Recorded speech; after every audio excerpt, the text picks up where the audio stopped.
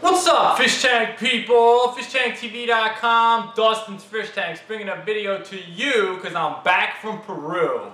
Here's what's going on. Look, I had an amazing time in Peru, and a lot of people say, oh, that's a trip of a lifetime. I could never take a trip like that. Listen, I believe as human beings we can do anything we put our minds to, anything, okay? This trip wasn't cheap for me, and despite what most people think, I don't make a ton of money with the YouTube channel at DustinsFishTanks.com. So it's a tiny bit of a stretch, but it was worth it, okay? It was 100% worth it, all right?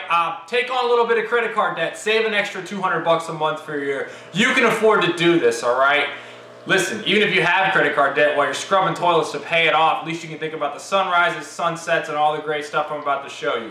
Regardless if you can or can't ever go on one of these trips, I'm excited to bring you a slew of over 15 videos from my trip to the Amazon rainforest. This, folks, is the Jungle series.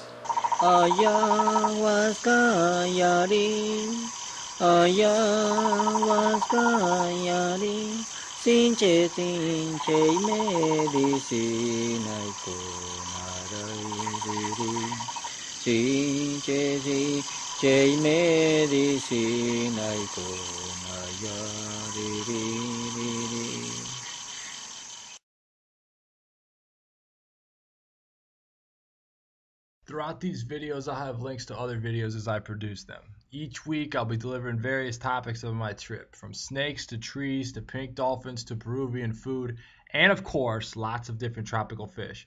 But we're going to start today by talking about getting to Peru, the city of Iquitos, and how I started out on the jungle.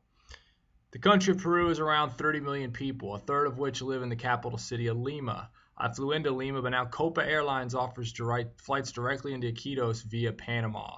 I would recommend this as you actually probably fly over Iquitos on your way to Lima. Of the 30 million people, roughly 75% of them are urban. The remaining 25%, or around 7 million, live in the hills of the jungle of Peru. The city of Iquitos is located in the state of Loretto, or the Loretto state, which is around 1 million people. Of that, Iquitos has about 500,000 of the people living there. What is fascinating to me about Iquitos is that you cannot get there by car or train. It is entirely surrounded by water. This is also an important point for the preservation of the culture and the sweetness of the city. There's a special feeling of being welcome when you're here amongst the local people of Iquitos. If you're a gringo and you've made it there, you're probably considered rich. People know this, but I do believe they're primarily genuine people, and I will be talking more about the people later on in these videos. I booked my trip intentionally around my 34th birthday. The flight cost me $1,200, but I was flying out of Lexington and booked late. The tour itself is $1,500. This includes 6 days on a boat with all meals covered, paid for, and everything. All you got to do is show up. The tour was done by Devin Graham of Margarita Tours. He's been doing these trips for 20 years. Let me put it to you this way. Very few people in the world know this region as well as Devin. When the Shed Aquarium of Chicago was doing their Amazon exhibit, they called Devin Graham.